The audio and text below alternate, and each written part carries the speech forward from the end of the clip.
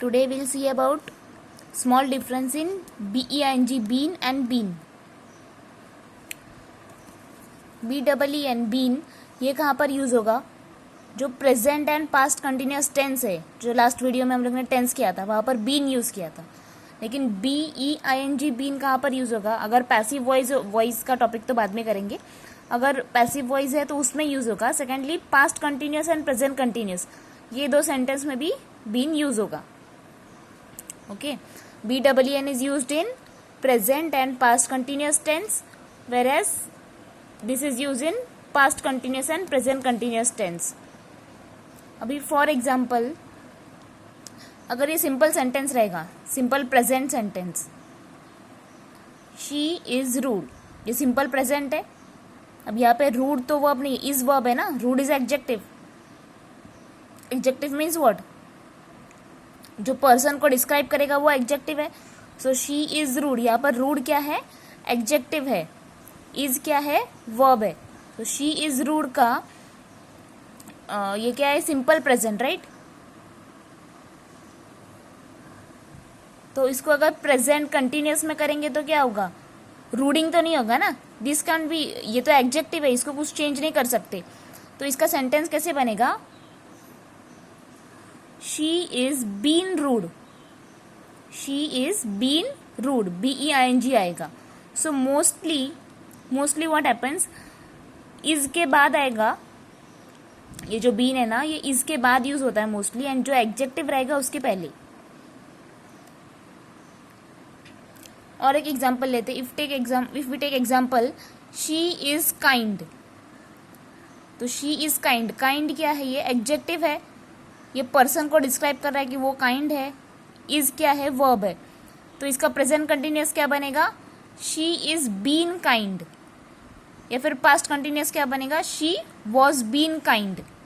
लेकिन काइंड तो चेंज नहीं होगा क्योंकि वो ING नहीं आएगा इसमें कंटिन्यूस में, क्योंकि ये वर्ब नहीं है, ये एडजेक्टिव है. So sentence will be she is been kind और she was been kind. See, यहाँ पर यही बोला है ना. बीन कहाँ पर यूज होगा? Past continuous, present continuous. अभी ये दो एग्जाम्पल देखा, वही है ये वाला. ये क्या है?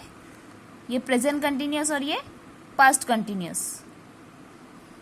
शी इज काइंड का. और एक एग्जाम्पल ले सकते. I am harassed. I am harassed ये क्या है? Simple present. इसका कंटिन्यूस में क्या होगा? I am been harassed. Harassed भी क्या है? Harassed is also adjective.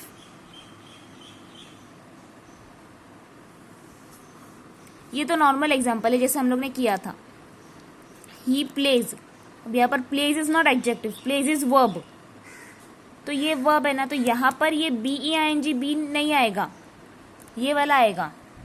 यहाँ पर लिखा है ना, ये सब present and past continuous tense में आएगा. तो ये क्या एडजेक्टिव नहीं है, यहाँ पर ये एडजेक्टिव था. रूड, काइंड, ये सब एडजेक्टिव थे. तो उसके आगे BEING बीन आया था.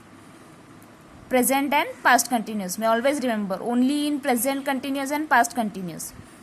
बट यहाँ पर ऐसा नहीं है, यहाँ पर ये वर्ब है, यहाँ पर एडजेक्टिव वगैरह कुछ नहीं है. तो सिंपल प्रेजेंट में ही प्लेज, प्रेजेंट कंटिन्यूस में क्या हो जाएगा? He is playing. Past continuous में क्या हो जाएगा? He was playing. Present perfect continuous में क्या होगा? He have been playing. Have आता है ना वर्ड. सी, यहाँ पर BEEN आया है परफेक्ट कंटिन्यूस में. पास्ट परफेक्ट में क्या होगा? Had been. यहाँ पर हैव प्रेजेंट में और पास्ट में हैड. और present perfect he has played, past perfect he had played. One more example. He is painting my house. He is painting my house. ये क्या है? प्रेजेंट कंटिन्यूस है. अब इसको अगर पैसिव वॉइस में करना है, वॉइस का वीडियो बाद में अपलोड होगा, लेकिन ये जस्ट एग्जांपल लिया है. He is painting my house. तो जो ऑब्जेक्ट है वो पहले आता है ना पैसिव वॉइस में. हाउस इज द ऑब्जेक्ट, ये पर्सन है. ऑब्जेक्ट मतलब कोई भी थिंग. तो he is painting my house, ये सेंटेंस में हाउस क्या है, ऑब्जेक्ट है, तो ऑब्जेक्ट पहले आएगा, मतलब my house is been painted, यहाँ पर बीन आया। जैसे यहाँ पर मैंने बोला था बीन कहाँ पर आएगा, पैसिव वॉइस एंड ये दो टेंस में, तो यहाँ पर BEING आया। बट इसके लिए सेंटेंस जो है वो कंटिन्यूस में होना चाहिए, प्रेजेंट कंटिन्यूस में। अगर यहाँ पर ये चेंज द वॉइस में अगर यहाँ पर फिर से परफेक्ट वाला सेंटेंस आ गया तो यहाँ पर BEEN आएगा, BEING नहीं। This should be in continuous, तो यहाँ पर BEING आएगा। ये परफेक्ट में रहा लाइक पेंटेड, तो यहाँ पर BEEN आएगा।